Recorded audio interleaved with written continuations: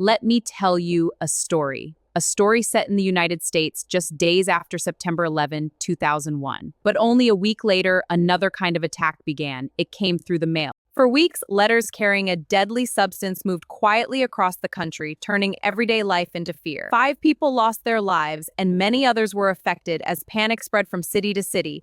Let's dive into the story. In 2001, someone turned the mail into a weapon of mass terror.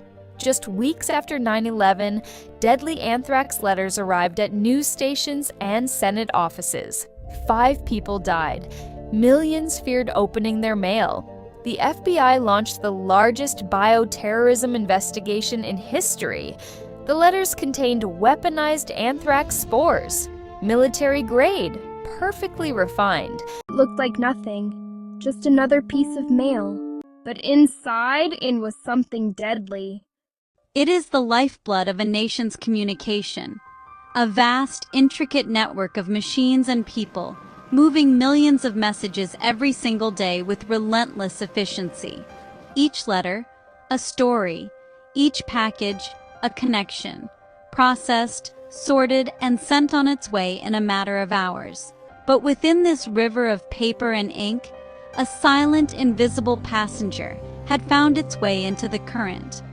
With every turn of a gear, every rush of air from the sorting machines, with every second that passed, microscopic spores were being released, too small to see, too light to feel, spreading, floating, waiting. The very system designed to connect people was now being used to deliver a deadly payload. So basically, people were attacked through letters sent in the mail. Ordinary on the outside, but carrying a hidden deadly substance inside. By the time they were delivered and opened, the danger had already been released. Soon after, people began to fall sick and were rushed to the hospital. The first victim arrived at the hospital. His symptoms were alarming and progressed with terrifying speed. Doctors struggled to understand what they were seeing. The patient's lungs were failing, his fever spiking. Standard treatments had no effect. This doesn't look right. At first, based on the severe inflammation and rapid onset, they thought it was meningitis, a dangerous but known enemy. Samples were rushed to the lab. Technicians worked around the clock, running every test they could think of, searching for a familiar pathogen. But they were wrong. The results came back negative, one by one, ruling out all the usual suspects. They weren't fighting a known disease. They were facing something else entirely. It's anthrax. A disease so rare, it shouldn't have been there at all. And just like that, America was under attack again. Fear spread faster than the disease. They didn't know. They had already been exposed. FBI then launched a massive investigation, one of the largest in its history, working around the clock to track the source of the letters and find whoever was responsible. Thousands of interviews, millions of pieces of evidence across continents. But this isn't just given a manhunt, it's a puzzle. For years, investigators focused on Dr. Stephen Hatfill, a biodefense expert. They followed him everywhere, searched his home repeatedly, destroyed his career, but they had the wrong man. Then came a breakthrough. Scientists used cutting-edge DNA analysis to trace the anthrax to a specific lab at Fort Detrick. The real killer? Dr. Bruce Ivins, a respected researcher with top-secret clearance. Ivins was obsessed with a college sorority, mentally unstable, had access to the deadliest biological weapons on Earth.